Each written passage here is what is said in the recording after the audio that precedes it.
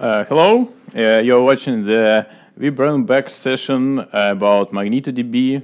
It is a one-on-one course, so we'll look at the MagnetoDB, the key-value store service for the OpenStack. So it is a data plane service for storing your data with predictable performance and seamless scalability. It also supports AWS DynamoDB API. MagnetoDB has the following features. So there is a data API which you can use for loading and querying your data. Streaming API, which is optimized for uploading the big amount of data as the streams. Monitoring API, where you can collect the information about usage of data and of the health of your cluster, so on. And there is a DynamoDB API support. So the model is schemaless, so you have to define only primary key and the attributes you want to index. We'll see it later. There is a local secondary index support, and it provides a seamless throughput and storage scaling. Also, because of its architecture, it is fault tolerant.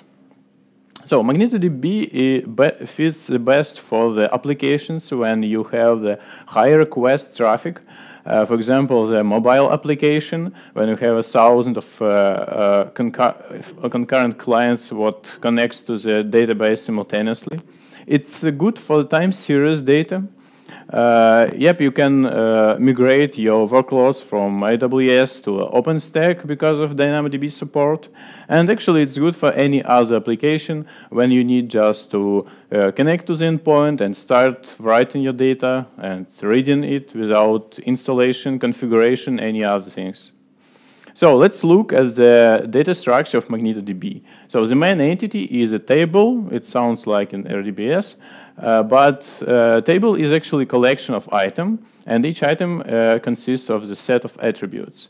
Every item is identified by a primary key, which can be one of the following types. It can be hash key, or it can be hash and range key. With using the hash and range key, you can do the queries, but we'll see it later.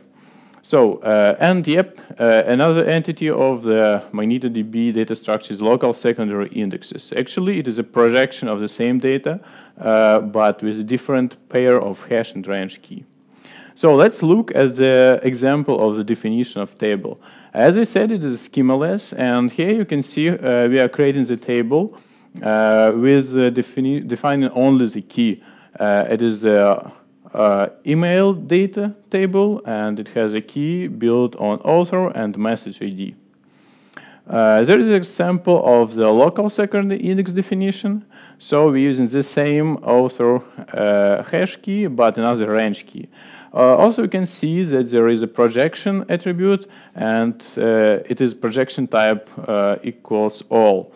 So it means that every attribute of your entity will be copied in this index. So you can avoid additional call just to the original record by calling only the index.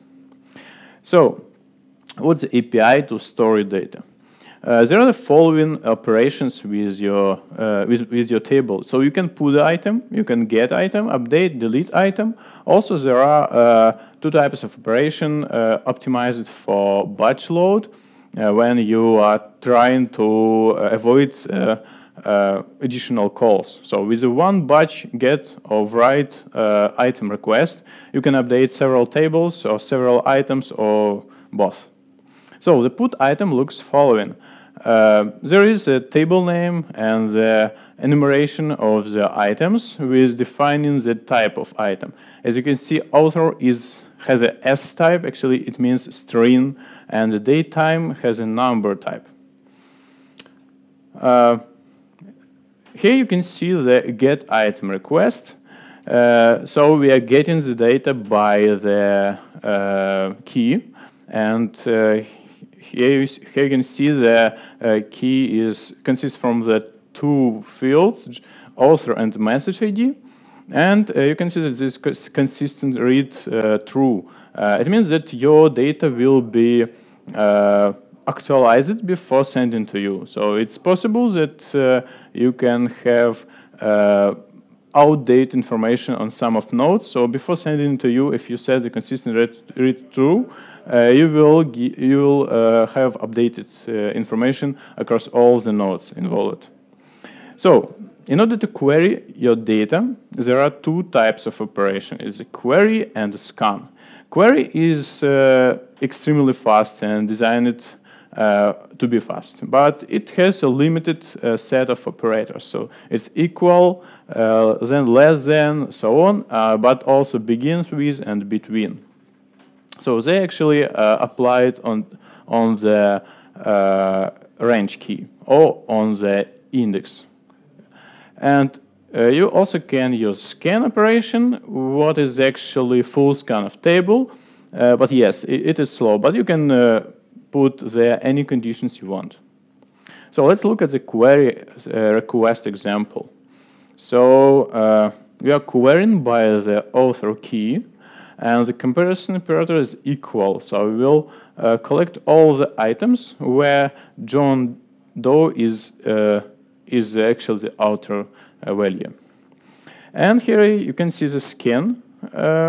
So we are scanning by subject attribute, what was not actually mentioned in the table creation request, as you remember. And there is a limit 10. So it means that we will get first 10 records. So I believe that's all. For more information, you can follow the links.